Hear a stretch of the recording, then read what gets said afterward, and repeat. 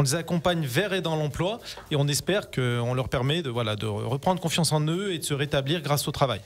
Et aujourd'hui, nous recevons Messidor sur la table, autour de la table Radio Mont-Blanc. 3 personnes. Nous avons Esther Nucera, bonjour. Bonjour. Nous avons Benoît Boiseau, le directeur, bonjour. Bonjour. Et nous avons Élodie Grosdois, bonjour. Bonjour. Alors, c'est quoi votre truc ?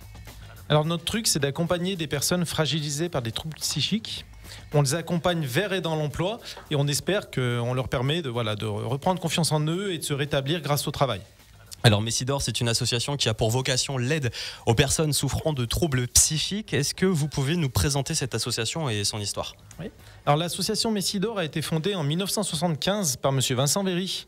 Il partait du principe que les personnes souffrant de troubles psychiques conservent un potentiel intellectuel toujours vivant, mais qui demande à être reconnu et à être exercé. Sa conviction, c'était de se concentrer sur le potentiel des personnes et non sur leur maladie. Leur permettre de reprendre confiance en elles afin qu'elles retrouvent du pouvoir d'agir sur leur évolution professionnelle et personnelle. Et notre modèle, c'est de proposer aujourd'hui un parcours de transition individualisé et au plus proche du milieu ordinaire afin que les personnes retrouvent une place grâce au travail dans la société. Économiquement, notre association fonctionne sur des subventions de l'État à 55% et 55% viennent de nos revenus commerciaux.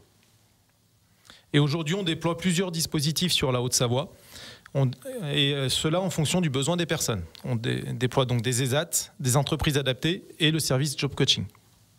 Alors, on le rappelle, c'est la semaine européenne pour l'emploi des personnes handicapées. Là, ce Messidor est à notre micro aujourd'hui dans C'est quoi votre truc ? En Haute-Savoie, il y a combien de sites d'encadrants et de bénéficiaires ?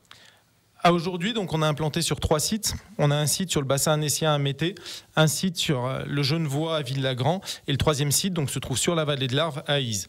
Et aujourd'hui, on a 40 encadrants qui accompagnent 221 personnes qui sont engagées, elles, dans un parcours de transition vers un emploi en milieu ordinaire. Alors concrètement, une personne aujourd'hui se présente à vous. Comment ça se passe ensuite, l'encadrement Alors déjà, la MDPH délivre une orientation professionnelle aux personnes pour aller vers les dispositifs ESAT et emploi accompagné et job coaching. Concernant l'entreprise adaptée, une RQTH est suffisante. La personne est tout d'abord reçue en entretien. On lui présente nos dispositifs avec les conditions d'entrée. Et donc pour les ESAT et l'entreprise adaptée, il y a un double accompagnement. Il y a une coordinatrice de parcours d'insertion et un responsable d'unité de production qui va accompagner la personne tout au long de son parcours et qui vont la suivre régulièrement en entreprise pour s'assurer donc d'un support technique et avec un référent sur place. Et puis on va faire aussi des formations techniques et de développement personnel. Il y aura un parcours évolutif donc tout au long du parcours de la personne, avec des stages, des mises à disposition en entreprise et une recherche d'emploi en milieu ordinaire. Et du coup, pour l'emploi accompagné, donc le job coaching, donc le job coach accompagne le bénéficiaire vers et dans l'emploi. Et il accompagne également l'employeur pour le maintien en emploi du bénéficiaire via des entretiens réguliers, des aménagements ou des sensibilisations. C'est vraiment un accompagnement de A à Z. Je rappelle donc Association Messidor au micro de Radio Mont-Blanc. Esther Nucera, Élodie Grosdois et Benoît Boiseau sont avec nous au micro de Radio Mont-Blanc. Alors pour tous les gourmands comme moi qui nous écoutent, vous avez une nouveauté à nous annoncer. Oui, au printemps prochain, le comptoir des Crick & Co ouvrira ses portes sur la commune d'Ambilly. C'est un restaurant responsable et sociétal qui sera ouvert à tout le monde et qui emploiera 12 personnes en situation de handicap encadrées par 2 responsables. Le comptoir des Crick & Co proposera une cuisine faite maison en privilégiant les productions locales et l'approvisionnement en circuit court à consommer sur place ou à emporter. Et ce restaurant sera aussi un lieu de vie accueillant du coworking, des événements locaux et d'autres temps forts du territoire. Alors vous m'arrêtez si je me trompe, mais les maladies psychiques, on en entend beaucoup moins parler par rapport aux maladies physiques. On peut se demander si c'est moins violent, si ça touche moins de personnes ou si c'est tout simplement tabou.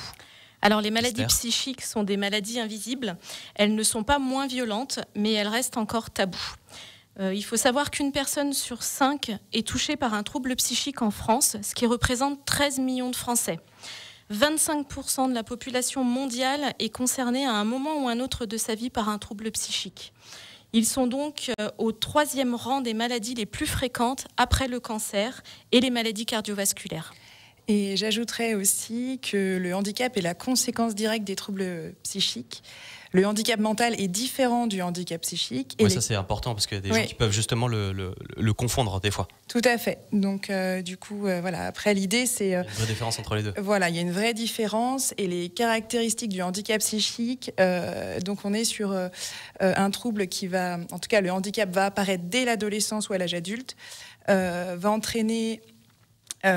des troubles nécessitant un soin, certains troubles qui nécessiteront un soin médical, des capacités intellectuelles qui seront souvent intactes et la maladie est généralement évolutive. Donc ça veut dire que mental c'est à la naissance. Oui. Et psychique, ça apparaît un peu plus tard. Exactement.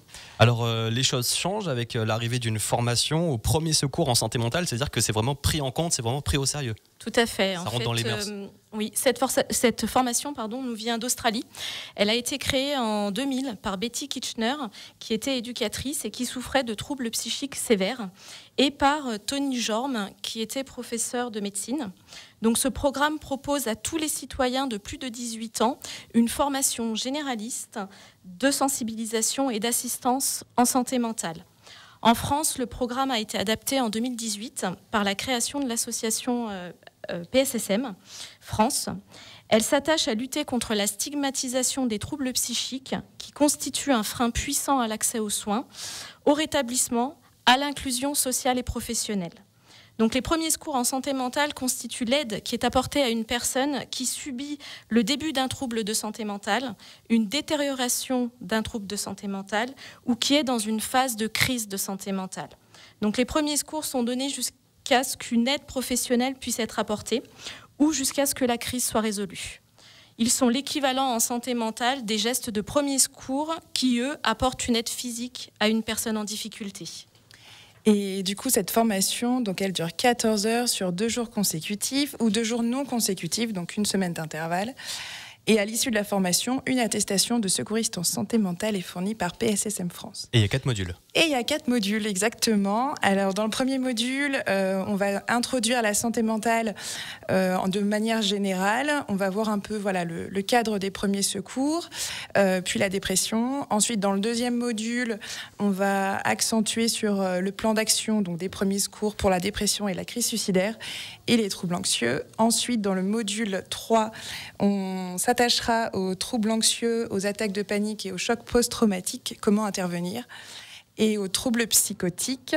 Et dans le module 4, du coup, pareil, on sera sur le plan d'action des premiers secours en santé mentale pour les troubles psychotiques.